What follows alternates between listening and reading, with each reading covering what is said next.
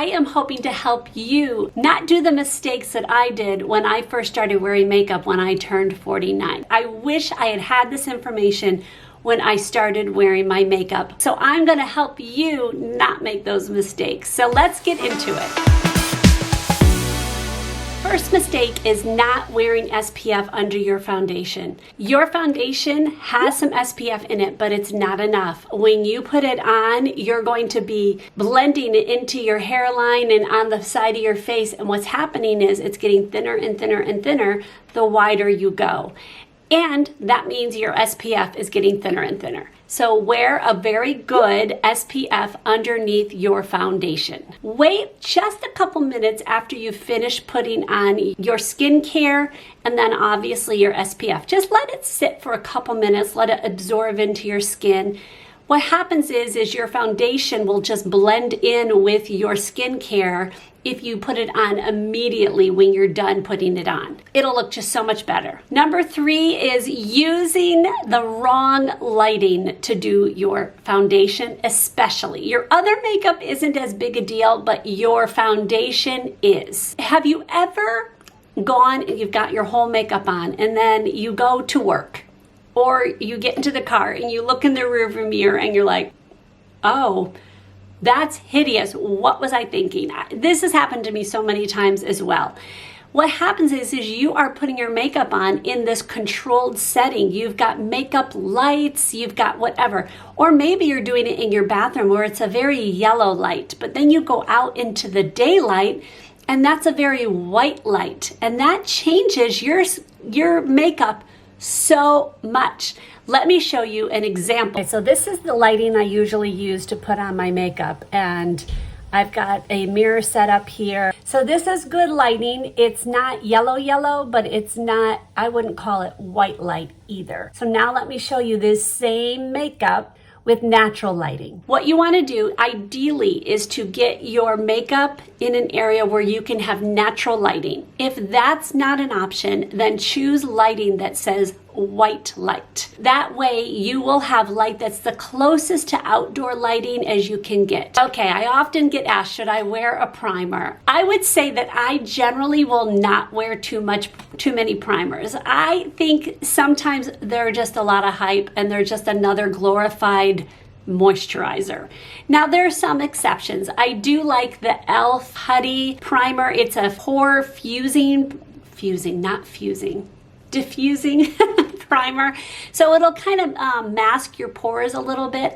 They're not going to go away totally. I do think it does help. Now there are gripping primers that you put on your face where it literally feels sticky and it just makes your foundation grip and it will make it last longer. I do believe those do work. You have to find ones that work great with your skin and with that foundation. Play with it a little bit, but you can very much get away with not using a primer most of the time. If you have a more matte foundation where there's no glow to it and you would like to have a glow, I recommend getting a primer that has a radiancy to it, so that will actually come through when you put your foundation on. It does work. You're not going to have as much glow as when you first put it on. Your face is going to look like it's shiny and you're going to hate it because you're going to be like, oh, okay, that's too much.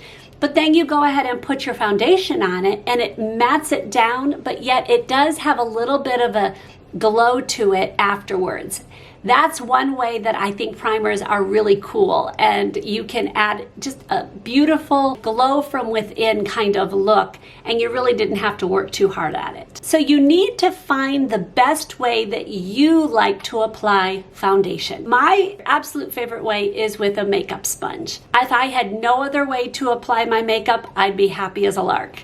But everybody is different. Some people love to just use their fingers. I do not like that. I don't like that feeling of it being on my hands. Some people love using a makeup brush. Here's the thing. If you use your hands, you're going to have a pretty good amount of coverage. You're going to have to work really hard at getting it blended all over your face. So be careful to be rubbing it in and getting it everywhere you need it to be. If you're using a brush, you will have the most coverage because it doesn't absorb most of the makeup at all. It will just glide across your face. You need a good makeup brush. So in the end, if you are looking at your face and you can see makeup streaks, that is the brush hairs that are going across your skin with the makeup, and that is not a good makeup brush. Stop using it. Your makeup brush should not show anything. There should not be hair coming off. It should be literally like it looks like you just were born with that makeup on your face. Wouldn't that have been nice? Then the makeup sponge does kind of the same thing, but what it does is it diffuses it. So if you have a high coverage foundation and you don't want it to be as high coverage, use a sponge. A sponge will make it be a little bit less heavy on your face. It's easy to take off excess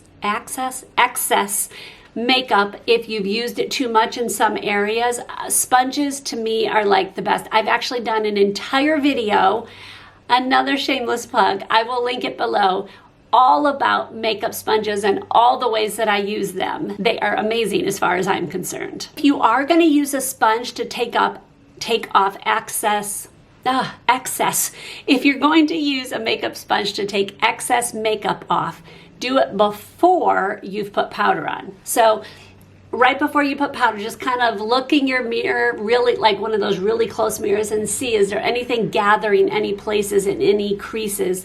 And then use your makeup sponge and just kind of blot it all over. Then take your powder and go immediately on, and it will set it so it won't gather it in there anymore. What do you do if you have put on way too much foundation right from the beginning? And I've done this whenever I've used my hands. I did this just the other day, and I don't know what I was thinking, and I was in a hurry. I was using a BB cream, so it was like a tinted moisturizer kind of thing, and I put it on my face, and I just started going, and I went, oh my heart, I have so much.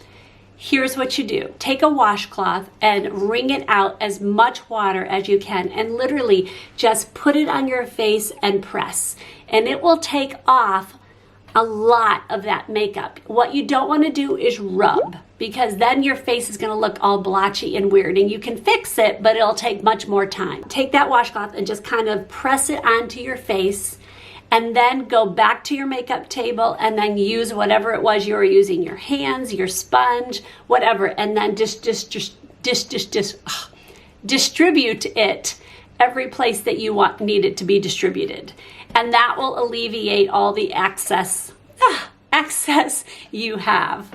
Oh my word, I cannot say that. Okay, how do you build foundation? Building foundation is not hard at all. Put the first layer on and don't go overboard. Put kind of a light layer on. You might be fine with just that one layer. The idea is to use as little as necessary and as much as necessary. Put your first layer on. Do it real light with whatever it is you're using, a sponge, fingers, brush. Let it set just for like a minute. Don't let it dry completely. Just let it set and see, do I have the coverage I need? Am I happy with how it looks? If you see some extra and it's everywhere, like if you've got a lot of things to cover and you see it all over your face, then take more. Don't go crazy. Spread it all over your face and do it once more. Again, evaluate. Is it all covered? Do I want to do more? What if you've done your first layer and you only see spots? Then I will just put foundation on in those spots. So I have hyperpigmentation here and here, and then I have rosacea that shows up right here the most. So what I'll do is I'll just take another layer and put it where it is, and then just sponge it out real lightly. I don't press hard. I just distribute it real lightly, and then I let it set. And I'm usually good to go with that. The important thing is to not let it dry down completely, because what you want to do is you want to have it kind of mesh together, not look like you have two layers on. That's when you can get that cakey look. So let's say you now have it all on, you don't have the rest of your makeup on, but you have your foundation on, and now it's time to set it. You can set it in a couple ways. Sometimes you don't need to set it at all. There are foundations that I have. Essence Pretty Natural is one of them, where I barely have to set it at all. L'Oreal's True Match is another one. Oh my goodness, that one is great. Essence is better. no setting at all. So if you can get away with no setting, don't set it. If you're going to use a powder, powder only the places, now this is especially for women who are mature age, powder only the places that you have to powder it. So like I was saying before, powdering right on your forehead, and literally take your, I'd have this little like powder puff kind of thing, and literally just go right along the lines, right underneath my eyes, right in my nose.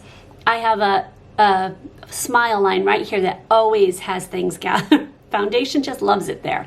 And I will take it out. Now I blot it out first so I get everything out of it, and then I will put the powder. If I'm using cream, I will put the cream on first, and then I will put the powder over that. And again, I'm talking slight little bit, just so it's not tacky and it's not gonna move around. If you get a little bit too happy with the powder and you have way too much, take your setting spray and just spray it on your face lightly and let it dry completely. That will generally take away your whole powdery face look. This video right here will take you right to the video I was talking to you about. That one is full of information. I will see you there. God bless.